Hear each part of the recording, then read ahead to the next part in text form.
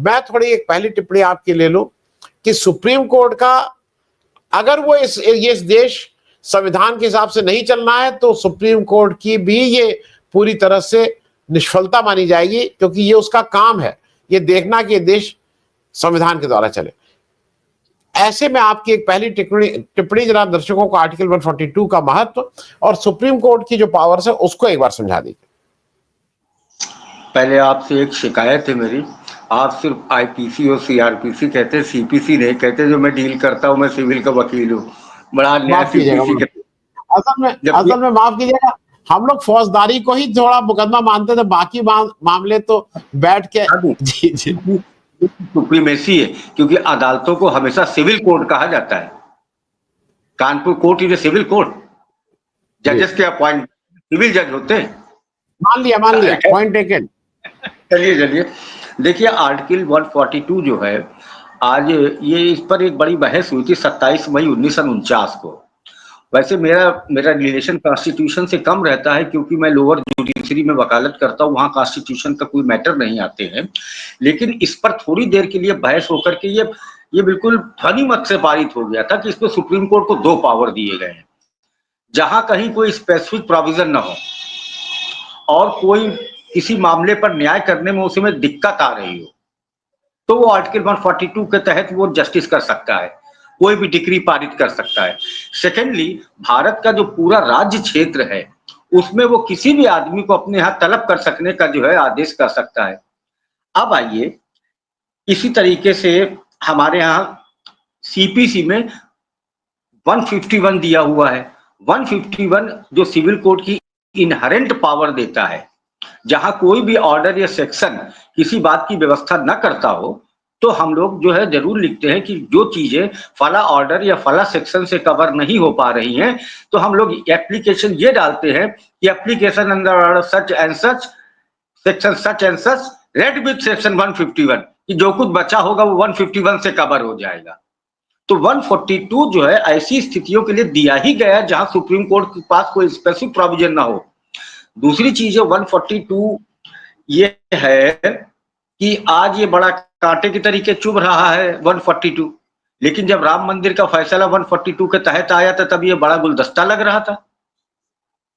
High court के भी extraordinary powers हैं, उन्हीं एक्स्ट्राऑर्डिनरी पावर्स के तहत सड़क चलते अदालत में लगा सकता है।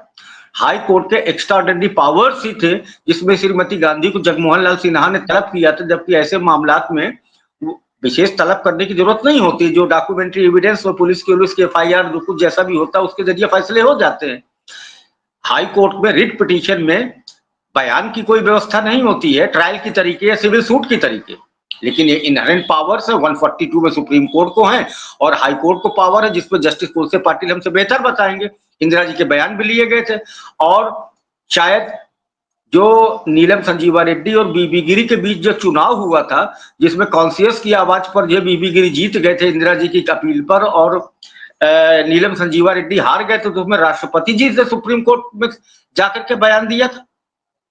तो ये है दरअसल आनंद जी, मसला ये है कि अपना विरोधी नहीं चाहते हैं, वो चाहे मीडिया में हो, चाहे वो जो है पत्रकारिता एक वॉच डॉग है, डेमोक्रेसी का एक मजबूत पिलर है, वो नहीं चाहते। इनकी आदतें खराब हो गई थी दरअसल। अब देखते हैं हम कि अटॉर्नी जनरल जो हैं अपने इकबाल को कितना बुलंद रख सकते हैं, और ये देश पर बहुत बड़ा अटैक हुआ है। This is massive attack in Indian, मतलब आफ्टर इंडिपेंडेंस हिस्ट्री में ये पहला ऐसा मैसिव अटैक हुआ है, और ये अटैक कर पाना जो है निशिकांत दुबे के बस की बात नहीं है तनहा, इसके पीछे बहुत बड़ी ताकतें हैं। इतना कह देने से जयप्रकाश नड्डा का काम नहीं चल जाएगा कि हम उससे अलग करते हैं। ये संघ का बयान नहीं है कि ऑब्जर्वर में कुछ लिख दिया जाए, वो कह दे आकर के हमने नहीं किया, हम उससे अलग करते हैं। ये जुडिशियल सिस्टम पर अटैक है।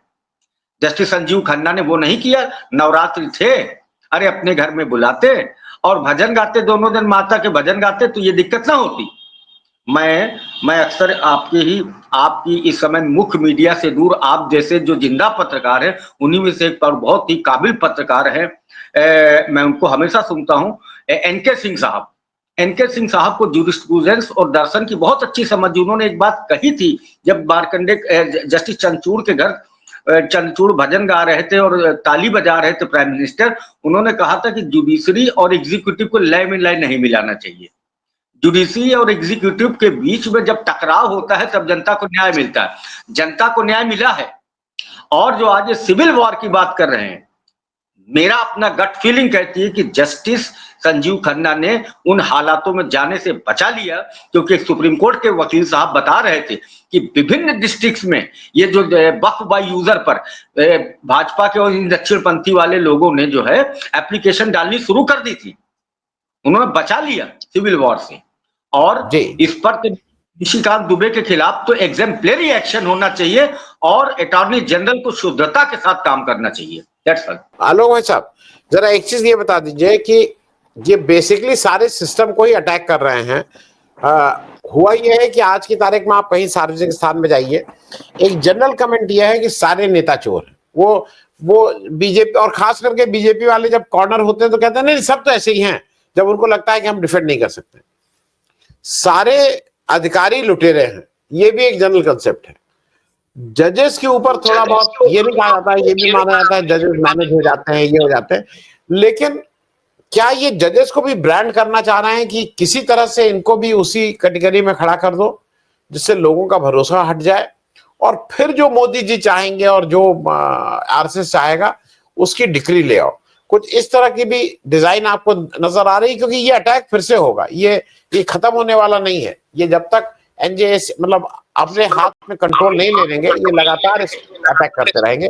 आलोक ये कंट्रोल की राजनीति करते हैं, ये लिबर्टी की राजनीति नहीं करते हैं। मैं दीपक कबीर साहब की एक बात का जवाब दे दूं, जो एक दीपक कबीर जी ने भी बात कही कि ये सड़क भी बिल्कुल खाली चाहते हैं, तो दीपक जी भरी सड़क में होशियार ड्राइवर गाड़ी चला पाता है। ये नाअहल जो है ये खाली सड़क में ही चलाते हैं, जिनको गियर तक ढंग से बदलना नहीं आता। अब आइए कंट्रोल की राजनीति ये करना चाहते हैं। मेरा बिगिनिंग से डाउट है कि दिल्ली हाई कोर्ट के जस्टिस वर्मा के घर जो आग लगी थी उसमें वर्मा जी के खिलाफ जो एफआईआर क्यों नहीं की गई, उस पर जो है बड़े सवाल उठ रहे हैं। तो ये धनखड़ ने भी सवाल उठाया, ठीक है वर्मा जी के खिलाफ एफआईआर करने में हाई कोर्ट सुप्रीम कोर्ट की परमिशन की आवश्यकता होगी, लेकिन वर्मा जी के घर में एक इंसिडेंट हुआ है, आग लगी है, इस पर एफआईआर क्यों नहीं कराई गई जो बनती है? इस पर क्यों एफआईआर नहीं हुई? एक जस्टिस के घर में आग लगी, रुपया जला, जिसके बारे में पहले डिनाई किया गया कि रुपया नहीं था, फिर एडमिट किया गया और फायर ब्रिगेड से बयान दिलवाया जा रहा है, इनकम टैक्स का कोई रोल नहीं आ रहा है। इस इंसिडेंट पर तो एक एफआईआर होनी चाहिए। आनंद जी, आपकी इस बात को बल मिलता है कि ये मेलाइन ऑफ जुडिशरी को करना चाहते हैं, क्योंकि ये सारे सिस्टम को कंट्रोल कर चुके हैं, ED, CBI, income tax, election commissioner. अब ये देख लीजिए, ये शुरुआत वहां से हुई थी। देखिए जस्टिस खन्ना ने जो ऑर्डर किया है उसके पहले से किरण रिजिजू बयान देने लगे थे कि मैं सोचता हूं कि जो जुडिशरी इस मामलों में दखल नहीं देगी। दिनेश शर्मा, अरे आप आने वाले सेशन में देखिएगा रोल हाउस के अंदर इसका निशिकांत का क्या रोल दिया जाता है। अनुराग ठाकुर को क्या लीडिंग रोल दिया गया था?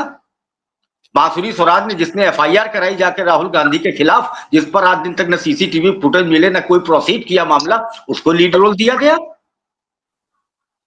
मेरा सबसे बड़ा ये शक है कि जस्टिस वर्मा के घर जो आग लगी उस पर अभी तक एफआईआर क्यों नहीं की गई? ये कंट्रोल की राजनीति करना चाहिए। ये क्यों चिढ़ते हैं? आपको मैं याद दिला दूं, ये 2M दर्जे के लोग हैं। पंडित नेहरू ने 1939 में एक भाषण दिया था इलाहाबाद में। उन्होंने कहा था यूरोप में कोई नेता नहीं पैदा हुए, हिटलर और मुसोलिनी 2M दर्जे के नेता है। ये हिटलर और मुसोलिनी के मानस पुत्र हैं। इस देश में पंडित नेहरू के समय भी वाकया हुआ था मूदड़ा कांड।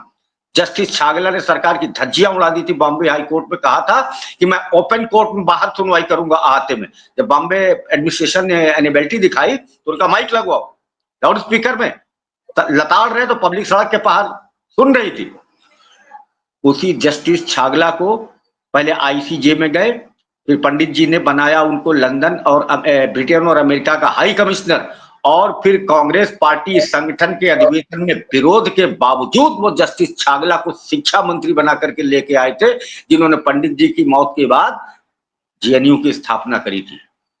ये पूरे सिस्टम करके कंट्रोल की राजनीति करना चाहते हैं। इनका डेमोक्रेसी से विश्वास नहीं है। आप ये कहते हैं कि 142 और भाई आर्टिकल 200 जब ये कहता है कि चलिए कोई लिमिट नहीं है, वहां पर राज्यपाल कितने दिन रिटेन कर सकता है, जहां कोई स्पष्ट व्यवस्था नहीं है, हमारा संविधान वहीं पर मॉरल डिमांड करता है। ये संविधान अम्बेडकर साहब ने कहा ये अच्छे हाथ आदमियों के हाथ में पड़ जाए तो अच्छा है, बुरे आदमियों के हाथ में पड़ जाए तो बहुत बुरा है।